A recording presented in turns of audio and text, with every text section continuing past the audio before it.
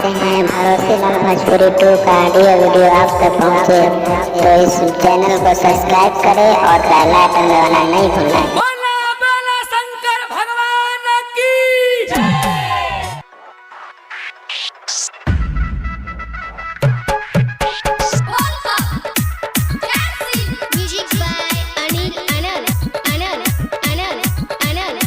Recording by Anil Films.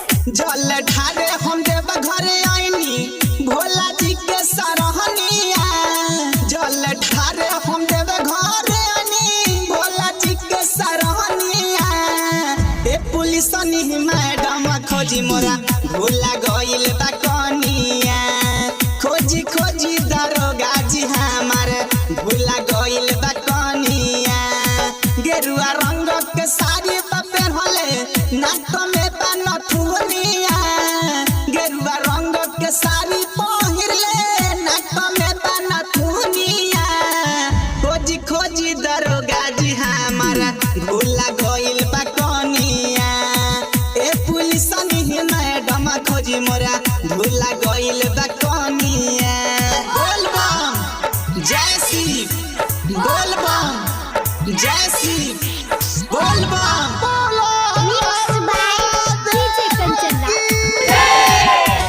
Check करवाई थाना बोला के देवघर से जाए वाला गरिया के। बाबा धाम और बासुकीनाथ में पता लगा मोर में हरिया के। ना जाने कौन हाल में होई है, ना जाने कौन हाल में होई है, रोवत मोर रहनिया। ए पुलिसनी मैडम खोजी मोरा भूला गइल बा कनिया। खोजी खोजी दरोगा जी हमारा भूला गइल बा कनिया। बोल बम जय शिव, बोल बम जय शिव, बोलो बोलो।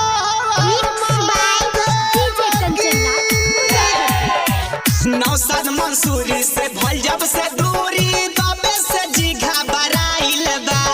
राइटर भरोसेलाल अनिल अनल साथे में देव घर आइल बा। सुनी भोले दानी कहत बानी, सुनी भोले दानी कहत बानी दुख के अपन कहानिया।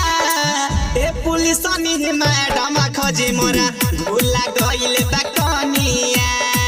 खोजी खोजी दरोगा जी हमारा भूला गइल बा कनिया।